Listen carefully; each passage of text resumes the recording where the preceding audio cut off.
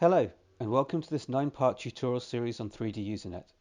In it, we'll be covering from sign-up to completing your first project, including creating a project, adding 3D assets, the different ways of viewing your data, adding measurements, saving views and projects, and sharing these with different user types.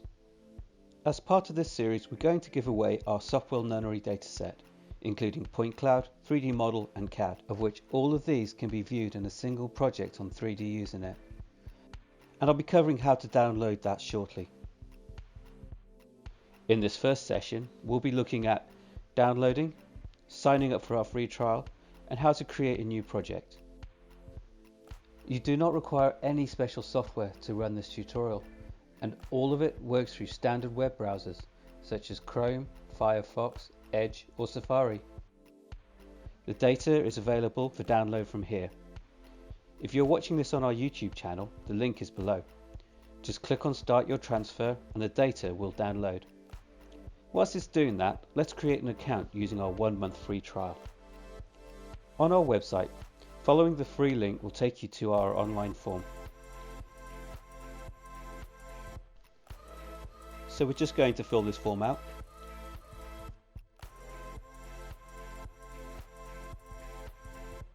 Just remember, your username must contain at least 6 characters and your password must contain at least 8 characters, including 1 capital letter, 1 number and 1 symbol. Next, select from the drop-down menu box the location nearest to you. This is because this is choosing the region where your data is going to be stored. The closer this is to you geographically, the faster your data is going to download.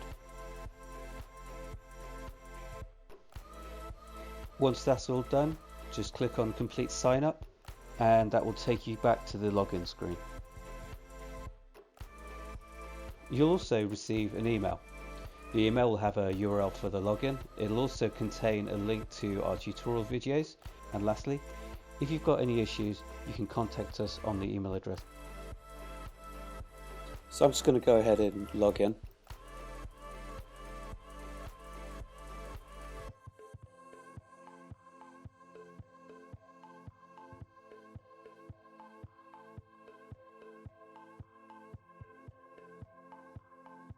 I'm not going to go through all of this menu. We've got loads of tutorial videos that cover this in depth, but these are the 2 key ones we'll be covering in this tutorial. The first one is users.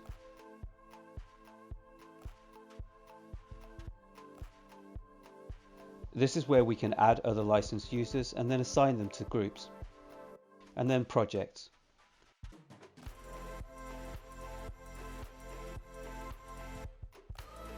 Here you can see we've added a project by default. Feel free to launch this and look around once you've finished. But for now, let's create your first project. Click on Add Project, give it a title and description. So I'm just going to go and copy my title into my description box. Obviously you can put in here more information depending on what your project contains. Below here is our groups, which we'll be covering later. And at the bottom part of this form we can put in a map reference if we want to.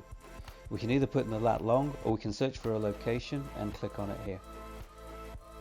This just allows us to locate the project on a map view, but you don't have to fill this in and you can take the thumbnail view instead. Once that's complete, click Add Project. There we go. In the next tutorial we'll be adding the data that you've just downloaded to this project. I hope to see you then.